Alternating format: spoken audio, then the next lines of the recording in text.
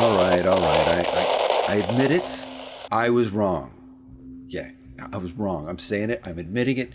This is me confessing. I wanted to hate these movies so much. I saw the first trailer. I saw the first trailer back in 2007, and I looked at this and I thought, this looks stupid.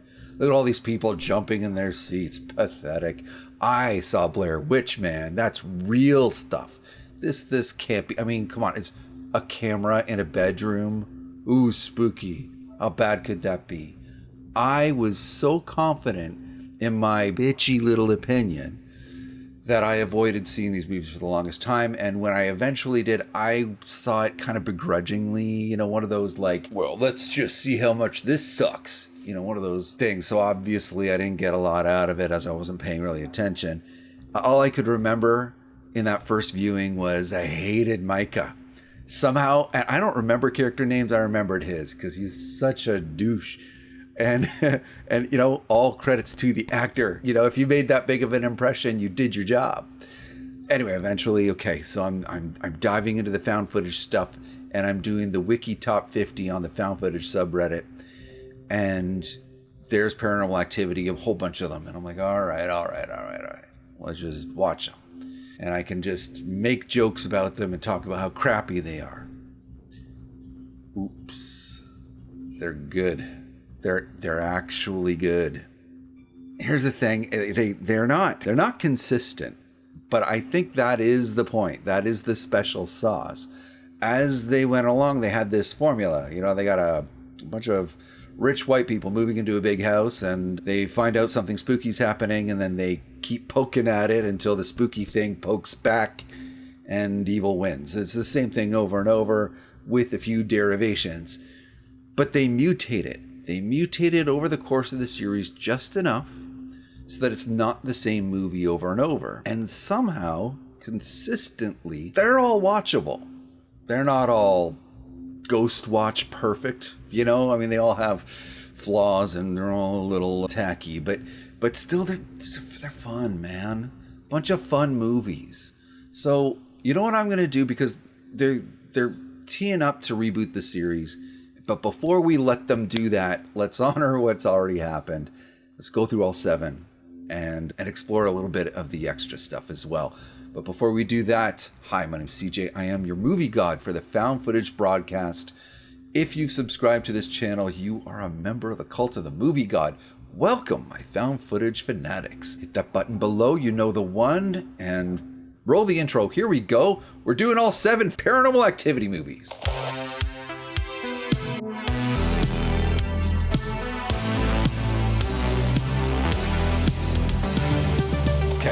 So, not going to do deep dives, but what I am going to do is I'm going to give you enough for each movie so that you know what you're going to get into and make a judgment call on whether or not you want to watch this one or all of them all together. Just all bound up here. I'm going to get into what's great about each one and talk a little bit about why they're maybe not going to work for everyone. You don't have to watch all of these movies. They all kind of loosely have to do with the same lore, but there's very much you can get to near the end and not having watched any of the other ones still kind of enjoy it as a piece of entertainment. So I'm going to sort of dive into that, how the lore might go through the thread, but also how you really don't have to worry about it. And hopefully this will serve as a guide for anyone who's curious about the series but doesn't actually want to watch 7 movies. So, enough prattling, let's get into it. Paranormal Activity 2007. After moving into a suburban home, a couple becomes increasingly disturbed by a nightly demonic presence. Very generic. So, we've got our pretty young couple who has moved into a new home, and there's like this hint that Katie here has been haunted in the past, and she's sort of sensing things, and Micah is really excited about that, her boyfriend. So he gets a camera to film this phenomena, which she doesn't want. She's very clear about that. Don't film it. Don't give it attention. I don't like it. And he's like, okay, well, I'm definitely going to get it on camera, and we're definitely going to pay attention to what's going on. And then he does, and then things get worse. So then she says, oh, let's stop filming it. Let's stop paying attention to it. It's making it worse. And he says, okay, I'm going to get more cameras. and then things get worse, and on and on and on and on. So it's this tight little loop as things get worse and worse and worse, and it's all Micah's fault. And then eventually evil wins. Credits. That's the movie. This is the one that started a franchise. Okay, yes. But also, this was the first big purchase of Blumhouse Productions. Jason Blum wanted to get into buying and distributing movies on his own, and this was what he was looking for. He was looking for a Blair Witch equivalent. This fit the bill. And so he bought it, marketed the hell out of it. Huge hit. The rest is history. If you're going to watch the series in general, this is not a bad place to start. It also has two of the strongest characters because they are the only two characters in the entire series whose names I know. That is not a character flaw of mine. They're just not very interesting from here on in. Well, maybe it's a character flaw of mine. No, what am I talking about? I'm perfect. Moving on. Paranormal Activity 2 2010. After experiencing what they think are a series of break-ins, a family sets up security cameras around their home, only to realize that the events unfolding before them are more sinister than they seem. Bum, bum, bum. Well, you're never going to guess this. This actually features a rich white family in a large home. It's crazy. I mean, you never see this. Anyway, they set up a bunch of security cameras because they think that their house was broken into, gets trashed early in the movie, and you don't see it happening. So they're like, okay, well, let's catch the ruffians at work. And you see a bunch of poltergeisty stuff happen. It's okay. The problem with this movie is that it's security cameras in the corners in a large house. So while that gives them a lot of space to do a lot of neat effect things, it also means you're never close to the action. You never really feel connected to what's happening. And none of the characters are very interesting. I don't know any of their names. I mean, it's a bunch of people. There's a loose connection to the first movie, but what does that connection imply? It really doesn't matter. It doesn't even need to be a Paranormal Activity movie. It stands on its own, really. Anyway, it's fine as a prequel to the first one. No blood, no gore, no nudity as usual for all of these. So it's an easy watch if you're just being completionist. I wouldn't say it's probably in the bottom end of this list as far as quality, but it's still not bad. Moving on. Paranormal Activity 3 2011. In 1988, young sisters Katie and Christy befriend an invisible entity called Toby, who resides in their home. So now we got a prequel to the prequel. We're going back in time still. This one, yeah, a little bit cliche. Rich white family, a great big house. 1988 though, and so we have these 1988 consumer cameras, and it gives everything kind of a crunchy, soft vibe that looks gorgeous. Everything is dreamy. Everything is sort of in this. I don't want to go so far as to say it's got that Skinamarink vibe. It's not that far, but it's more tactile than that. It's got a retro vibe in the very least. Gives you that poltergeist energy. You know, if you've seen Poltergeist, it's not as special effects heavy as Poltergeist is, but it still definitely has that almost horror fantasy kind of vibe, which is really rare. I really wish there were more like that, actually. This one, I would say, is a highlight of the whole series in just how special it feels. You feel like you just saw something that's unique, that you never see. It's super rare that to get that whole sense of wonder. You know, when do you ever get wonder in a horror movie? It's so rare these days. So, I mean, if you're going to watch just one in the series, we just went from 2 being meh, 3, see this. This one is special. And yeah, the kid actors are okay. Moving on. Paranormal Activity 4 2012. It's been 5 years since the disappearance of Katie and Hunter, and a suburban family witness strange events in their neighborhood when a woman and a mysterious child move in. Okay, so this is going to blow you away, guys. This one features a rich white family moving into a great big house. Holy shit, right? Really breaking the mold here. This one's more like a thriller, drama, horror, you know, with horror as an afterthought. It features a couple of boys who, in both cases, the history of both boys is in question. You don't know if they are sincerely who they are, if there's something unspoken going in their background. What's the tension? What's the dynamic? You get the sense there is purpose and conspiracy and some kind of dynamic around what's happening around these boys. And you're just witnessing the fallout. You're just witnessing the end result of a long period of time of manipulation and setting the dominoes up. You're just seeing it all come together. And so it's clever. It's a clever movie in that way. I don't know that it makes any sense in the larger context of all of the lore for Paranormal Activity. It doesn't not make sense, but I don't feel like it answers any questions. It just gives you more questions than answers at the end. It makes you wonder, oh, okay, so I know even less about what's going on at the end. But who cares? I think that's lore. So what makes this one unique? New haunted house stuff that they haven't done in the past, and creepy kid. And if you like a creepy kid, this actor, he pulls off the creepy kid act. He's not bad at all. Paranormal Activity, The Marked Ones, 2014. When a young man becomes the target of a malevolent entity, shit, he must uncover its true intentions before it takes complete control of him. I'm not editing that. I'm not redoing that. I'm not retaking it. It goes in. Move it on. So this breaks form. This is about a bunch of Latino teens in an apartment. Is it even Paranormal Activity anymore? Yes, it is. It is. It is actually intimately linked with all the lore we've seen so far. If anything, this one is the first time we actually more directly confront what the hell's going on with all this crazy crap.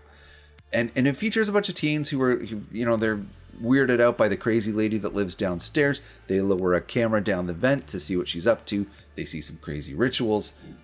It's wild. Then we get a bunch of sneaking around in the dark stuff. And eventually, one of them gets superpowers. And at first, that's pretty exciting. And then it's horrifying. And then we get a bunch of witches chasing them around, like a crowd of them. And we get a couple of guys with shotguns shooting at the witches. And it's just pandemonium. It's crazy. This one is more like an action thriller horror. Like, it's still not horrifying, but it is definitely like a crazy action movie. I love this, man. It was just so silly, but in all the right ways. It was, if you take it seriously, it's even better, actually. I think it was one of those movies that I wish, they always try to do like the dark universe in superhero crap. Watch The Marked Ones. This is how you do it. This is how you do dark universe superhero crap. I forget The Boys. The Boys is a joke compared to this. Anyway, lighthearted adventure overall until it gets dark and evil wins because evil's got to win. And that's the way it goes. It's my favorite part of the series, frankly.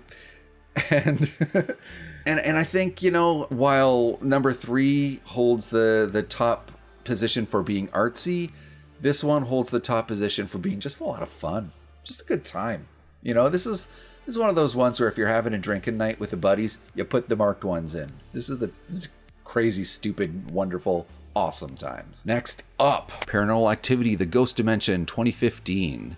Using a special camera that can see spirits, a family must protect their daughter from an evil entity with a sinister plan. You're not going to believe this. This one features a white rich family moving into a large house. Holy cow.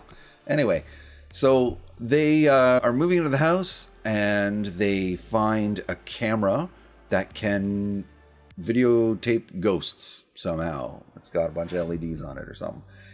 And they also find a bunch of VHS tapes that have recordings from the previous occupant. So this is all just stuff kicking around the house.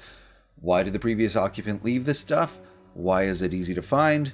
They kind of hinted an answer, but you really got to be paying attention to really pick up on it. They don't really dwell. So, of course, what do? We start filming everything, looking for Paranormal Activity, and as soon as we find it, we give it all our attention to make it worse and make it worse until evil wins. And it's okay. The thing about the Ghost Dimension is that, like, conceptually it works. It's the first of the Paranormal Activity movies to heavily rely on CG.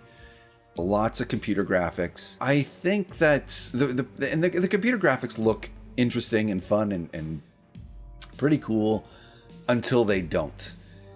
You got the sense that the finale of the movie was one of those things that after they had finished filming, they went back to do, but they were already out of money. So the last bunch of CG they do, garbage. It's just really awful looking.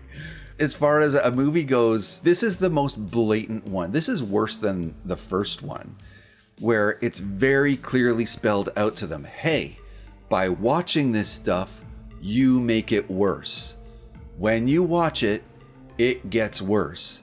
And everybody agrees. Everybody in the house agrees. Yeah, and this is horrible what's happening to us. We don't want this at all. We want it to go away. All right, what's on camera? What did you catch? But then they reiterate it.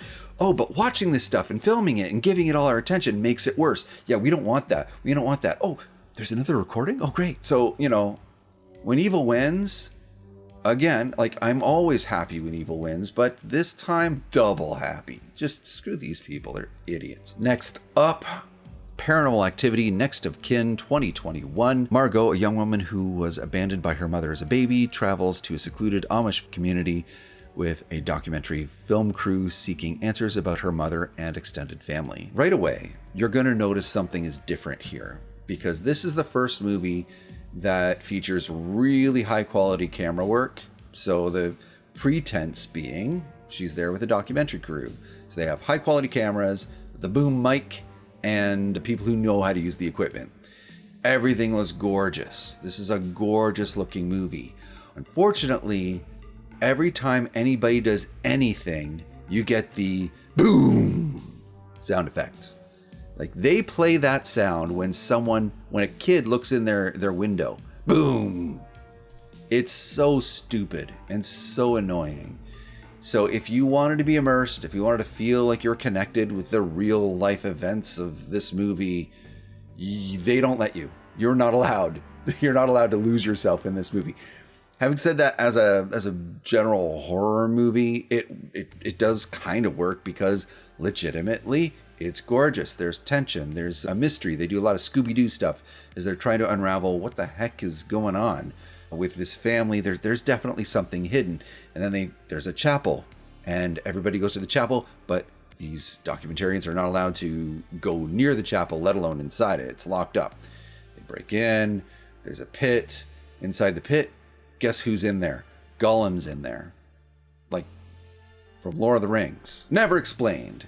And then evil gets out, and it's bloody, and it's pandemonium, and it's just satisfying. I gotta admit, even though it makes no friggin' sense, even though it's just arbitrary, and even though the sound's just terrible, and several times someone was handling the camera, even though you can see the cameraman right there, fine, whatever. Even despite all that, it was cool looking. Like, it was neat.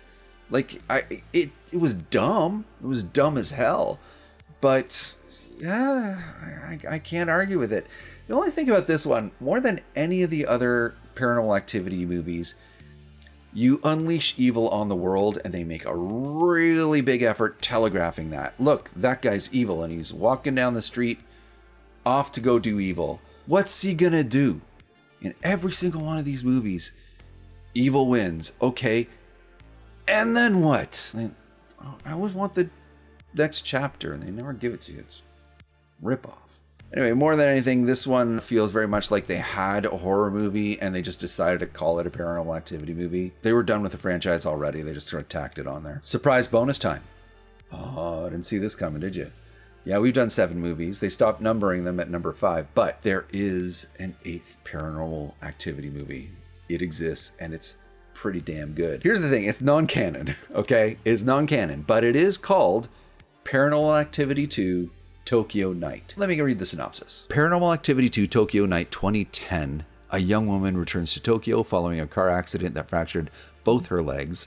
While her brother Kyoichi provides hospitality for Haruka, weird noises and events transpire in the house, leading to a more horrifying truth. So what the hell is that, right? Like, you've never heard of this. Even if you're a fan of the franchise, you've never heard of this, but it exists. what is it? After the first movie came out, after first Paranormal Activity came out in 2007, somebody over in Japan decided they were going to make a sequel that they didn't figure they needed to pay franchise rights for. So they just went ahead and released it in 2010. And it never got a North American release, really. You can see it on archive.org if you want to check it out. It's low budget. It's unofficial. It had no right to succeed. And yet, despite all of this, it's a gem. It's really good. So again, we've got our found footage, bunch of cameras around, but this time a smaller place in Tokyo. So we're tucked right up close to the action. Even when they put cameras down and they're trying to catch the whole room, the rooms aren't big. So we're tucked right up to the action, and there's secrets and there's things that get revealed along the way. It's really well written. The spooks are clever and unique and aren't seen anywhere else in the series. And it legitimately dovetails really well with the first movie. If you actually went and watched Paranormal Activity 2 Tokyo Night after the first Paranormal Activity, it's even better. It's even better. It's pretty great. So let's do a roundup real quick so you don't have to watch this whole damn video all over again. I'm going to refer to my notes. Apologize for the lack of eye contact. Paranormal Activity 1, this is the originator. This is the most solid, basic formula that gets established. Worth a watch, because if it wasn't for this, nothing else would happen. And it's solid. It's pretty good. Paranormal Activity 2, security cameras up by the ceiling. You feel disconnected from the action, and it's fine. It's, prequel to the first, and it's kind of skippable. Paranormal Activity 3, gorgeous, beautifully shot piece of art. This is one that, honestly, if you were to skip every other movie in the series, this is the one you watch. You can even watch it without having watched the first or second one or any of the other sequels. This one stands alone, and it's gorgeous. It's a gorgeous poltergeist movie. Number 4, some fun gimmicks, like they use a Kinect sensor. They got creepy Robbie kid in this movie that, so if you like creepy kids, this is the movie to watch. It's not going to blow you away, but if you like creepy kids and if you like unique invisible people effects, it's got some cool effects. It's a good scare, actually. I thought that was pretty good. The Marked Ones is the action film. Wild, crazy pandemonium, shotguns and witches and superpowers. Oh my. I loved it. A lot of people hate it. So, it breaks the pattern. It doesn't match the rest of the movies. And it's absolutely not scary, but it's a crazy good time. Ghost Dimension, which is number 6 now. Ghost Dimension, very frustrating characters that do everything they can to make sure that they all die. And a bunch of computer graphics that look okay at the beginning, kind of interesting, and then terrible. Watch it if you're a completionist. That's why you watch the Ghost Dimension, because you've watched all the other ones and you want to see number 6 in the list. Number 7 is Next of Kin, is the Amish community. This is the quiet until it's loud movie. Lots of immersion breaking audio. Lots of plot twists that make no sense but are cool. It's basically that. And a bunch of Scooby-Doo investigation ending in gory pandemonium. That's Next of Kin. And then your bonus, Tokyo Night. That's Paranormal Activity 2 Tokyo Night, which is great if you like Asian horror. Great example of Asian horror. And honestly, I think probably a better sequel to the first movie than the actual sequel to the first movie. It gives you a sense of like a larger, broader scale to what's going on. So I loved it. Moving forward, we got a reboot. So we've got James Wan and Jason Blum producing, and they're just redoing this whole damn thing. So 2027, they're going to start again with Paranormal Activity. I don't know what shape it'll take. I just hope that they decide what the lore is, because this whole series, as we've gone along, it's clear they're just like playing improv as they go. They didn't have a plan. They didn't know where all this was supposed to be going. Why were the witches making evil stuff happen? What were they trying to accomplish? And then like at the end of like Next of Kin, what was he going to do? This is the thing that just kills me about like when you have like an evil character that goes off into the world. What next? Like The Omen, okay? Satan's son gets born into the world. And who cares? Is he any worse than any other psychopath? I don't know. Or Hereditary.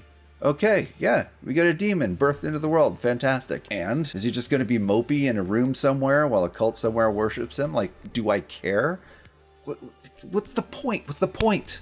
What's the point? Anyway, my point is I hope they decide what the point is of Paranormal Activity before they start.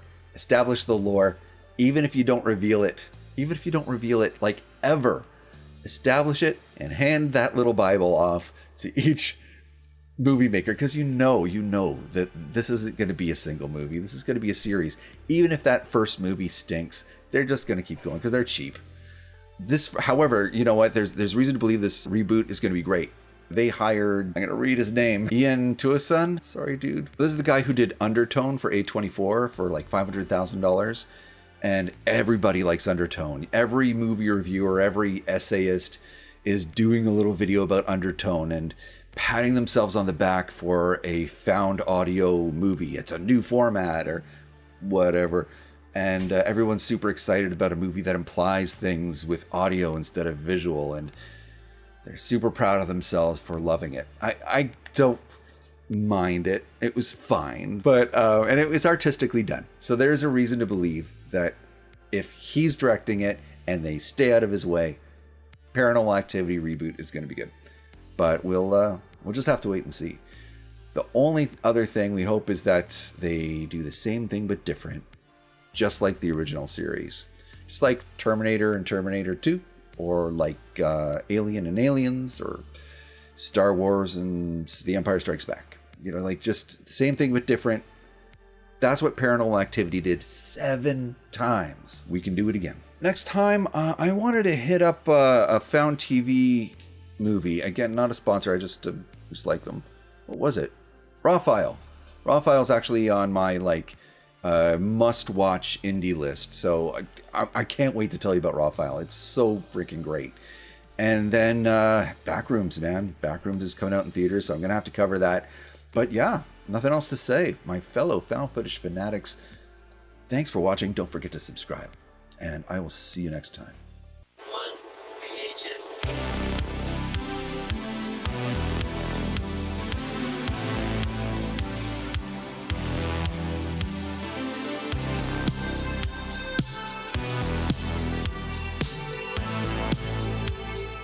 I'm gonna have to edit that heavily. Oh yeah, should have had a career as a singer.